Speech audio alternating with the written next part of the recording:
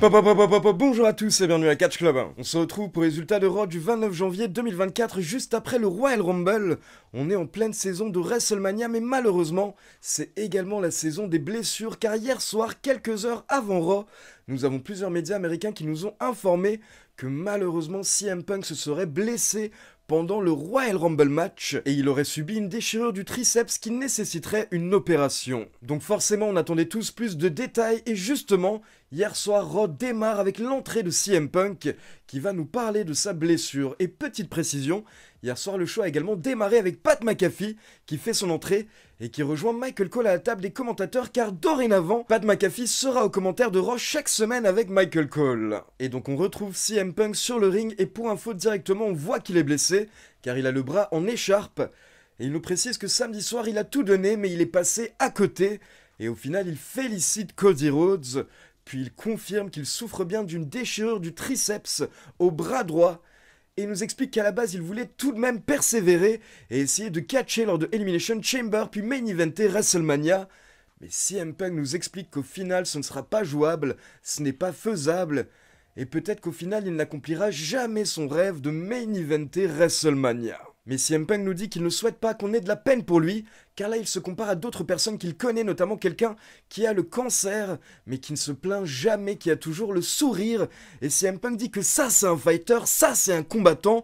Lui, CM Punk, ce qu'il a, ce n'est rien de grave, c'est une égratignure, et il reviendra encore plus fort. Et CM Punk nous dit qu'être le best in the world, ça ne veut pas dire qu'il gagne tout le temps, au contraire, il perd plus souvent qu'il ne gagne.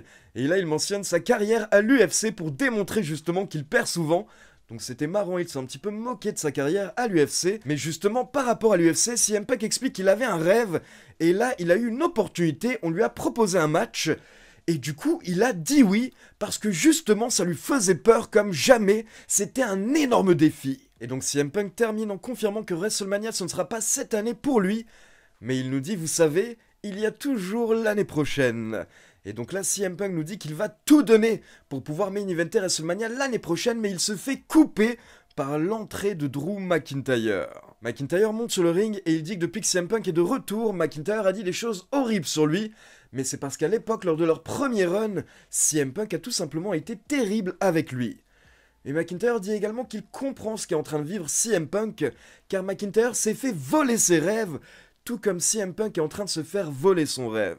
Donc McIntyre a l'air plutôt gentil, et là il dit à CM Punk que ces dernières semaines il lui est arrivé beaucoup de choses, et il est devenu un petit peu plus spirituel, et du coup il veut que CM Punk sache qu'il a prié pour que ça arrive à CM Punk.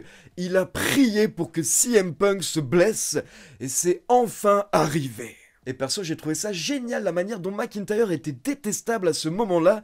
Et McIntyre précise qu'il a appris que CM Punk était blessé dimanche. Et du coup, dimanche soir, il a dormi comme un bébé. Et donc maintenant que CM Punk est blessé, McIntyre explique que c'est lui qui va aller main eventer WrestleMania pour le titre de champion du monde. Et encore une fois, il va vivre le rêve de CM Punk. Et là, vous avez un CM Punk très sérieux qui se rapproche de McIntyre. CM Punk nous explique qu'il va partir en convalescence, mais quand il va revenir, un jour il main eventera WrestleMania, mais d'abord, il s'occupera de McIntyre. Mais McIntyre ne veut pas attendre, donc il attaque CM Punk. Et malgré sa blessure, CM Punk a tenté de se défendre, mais McIntyre lui a porté un Glasgow Kiss. Puis une fois que CM Punk était au sol, McIntyre a stompé le bras de CM Punk, jusqu'au moment où Sami Zayn a fait son entrée pour sauver CM Punk. Donc malheureusement, c'est confirmé, CM Punk est blessé et il va au moins rater Elimination Chamber et WrestleMania. Et pour info, hier soir, il y a beaucoup de personnes qui ont cru que c'était un work quand McIntyre a attaqué CM Punk. Certaines personnes se sont dit que McIntyre n'attaquerait jamais CM Punk s'il était réellement blessé. Mais pour info, ce n'est pas du tout le cas, et c'est même quelque chose qui a été fait de nombreuses fois, des milliers de fois à la WWE, quand quelqu'un est blessé. Parfois justement on met un petit angle, une petite attaque pour expliquer son absence et en même temps pour donner de la hit à celui qui va attaquer le blessé. Et hier soir, clairement, après le segment, McIntyre était encore plus détestable. Et si vous avez bien regardé le segment, McIntyre a fait en sorte de ne pas trop toucher CM Punk pendant leur mini-bagarre, Par exemple, au moment où il a stompé son bras, il n'a pas du tout touché son bras et il y a simplement son talon qui a frappé le ring, mais c'était un coup de pied en mode catch, on va dire, pour ne pas faire mal à CM Punk. Mais malheureusement, vous savez, quand Fightful, PW Insider et le Wrestling Observer indiquent qu'un catcheur est blessé, bah habituellement il est bien réellement blessé. Et j'imagine concernant CM Punk qu'on était un petit peu dans le même cas que Cody Rhodes lors de son match Hell in a Cell. Pour ceux qui se rappellent, Cody Rhodes avait le muscle pectoral totalement déchiré, mais il a tout de même catché pendant un match complet parce que tout simplement sa blessure ne pouvait pas s'aggraver. Et là, vu que le triceps de CM Punk est déjà déchiré, j'imagine que peu importe ce qu'il faisait hier soir, sa blessure ne pouvait pas s'aggraver, et donc c'est pour ça qu'il a tout de même fait un petit segment pour donner un petit peu de hits à McIntyre avant de partir se faire opérer.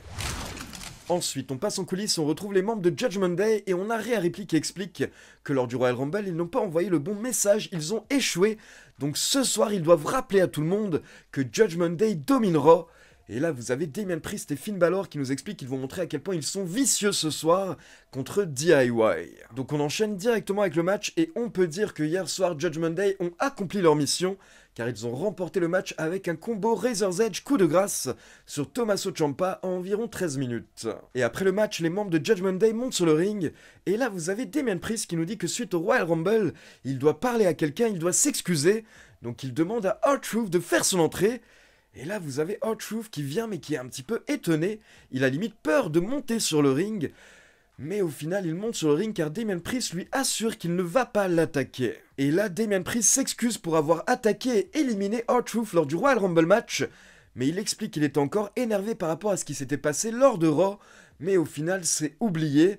Et Damien Priest précise que Judgment Day, c'est un petit peu comme une famille. Et là, il se fait couper par R-Truth qui dit qu'il est totalement d'accord. Judgment Day est une famille, et Damien Priest est comme son grand frère. Finn Balor est comme son oncle, qui est un petit peu fou, mais c'est pour ça qu'on l'aime. Dum Dum, c'est Dum Dum, et là vous avez la foule qui hue Dum Dum. Et JD McDonough, c'est ce demi-frère que personne n'aime au fond. Mais là, Damien Priest intervient à nouveau en disant à R-Truth qu'il aurait dû le laisser terminer. Car Damien Priest explique que oui, Judgment Day est une famille, mais R-Truth ne fait pas partie et n'a jamais fait partie de Judgment Day. Et donc là, Damien Priest explique qu'il trouve que R-Truth est drôle, il l'aime bien, donc ce n'est pas lui qui va s'en occuper. Mais par contre, vous avez JD McDonough qui attaque violemment R-Truth par derrière, puis Dum Dum le rejoint également, il s'acharne sur lui, jusqu'au moment où The Miz tente d'intervenir pour aider R-Truth, mais au final il ne peut rien faire à 4 contre 2, et donc au final Judgment Day domine totalement The Awesome Truth.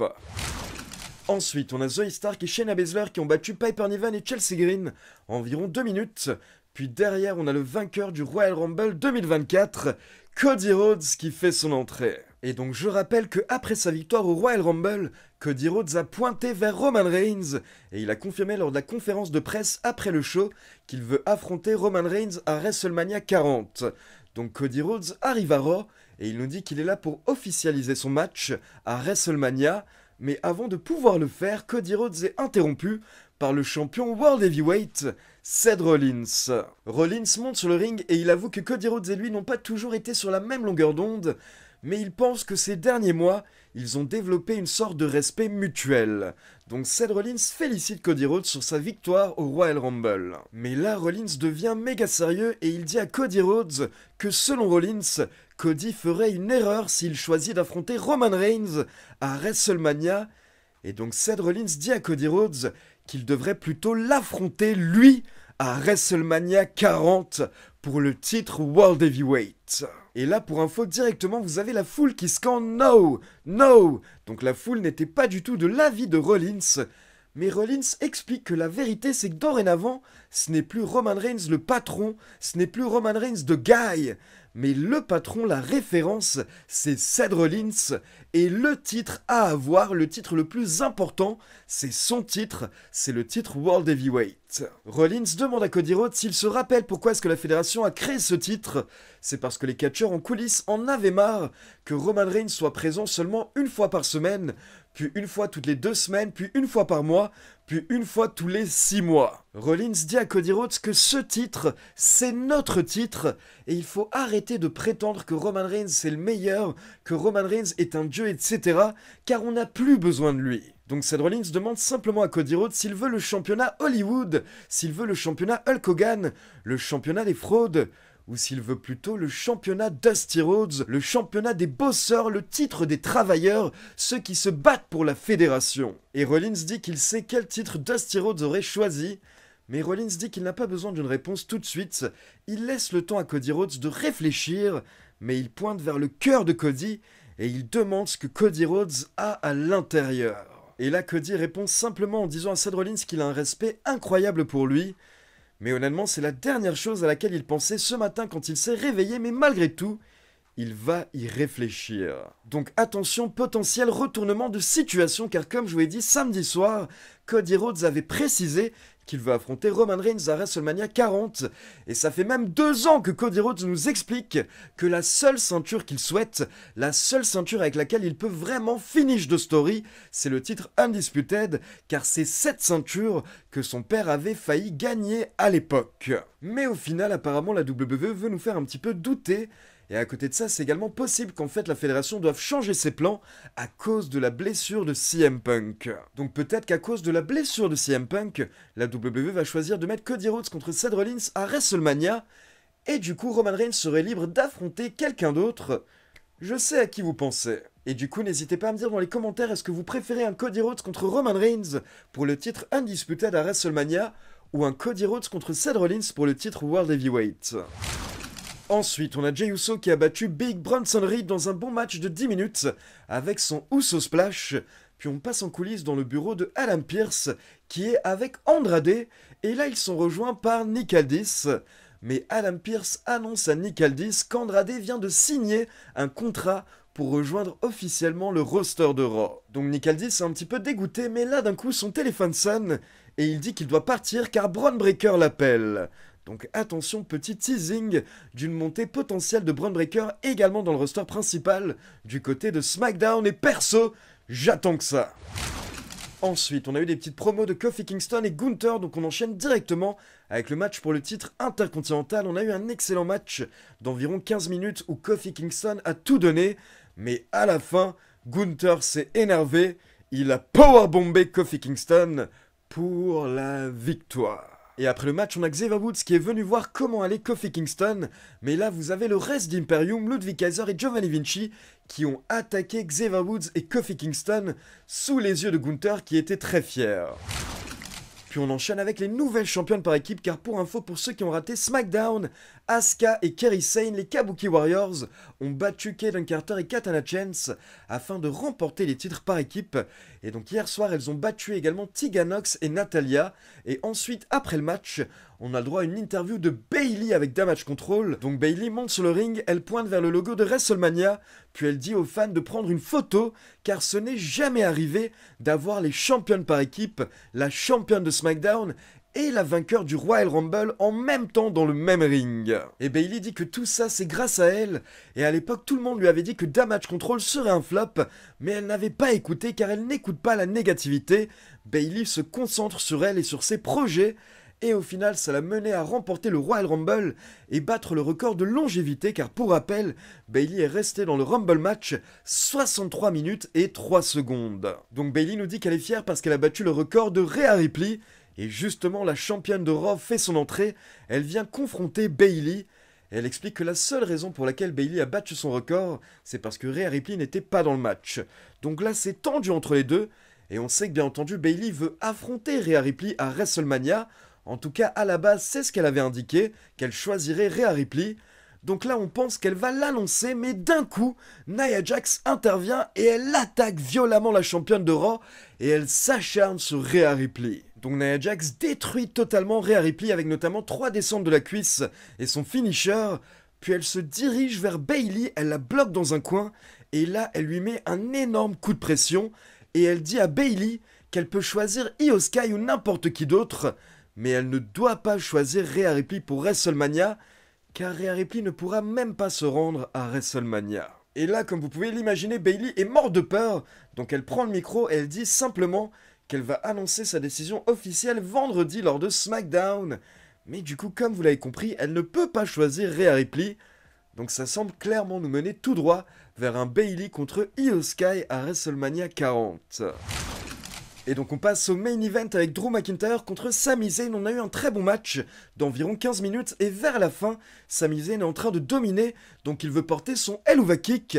Il se jette sur McIntyre, mais là McIntyre se baisse et il se protège pour éviter le kick, et en même temps, sans le faire exprès, ou en tout cas on dirait que sans le faire exprès, McIntyre met un coup dans les balls de Sami Zayn. Donc Sami Zayn s'effondre et McIntyre a l'air étonné, car les commentateurs précisent qu'il n'a pas l'air d'avoir fait exprès, mais McIntyre en profite tout de même, et il enchaîne avec son Claymore Kick pour la victoire. Et donc hier soir c'était une très bonne soirée pour McIntyre avec une grosse victoire lors du main event, et cette attaque sur CM Punk qui était blessé l'a rendu encore plus détestable.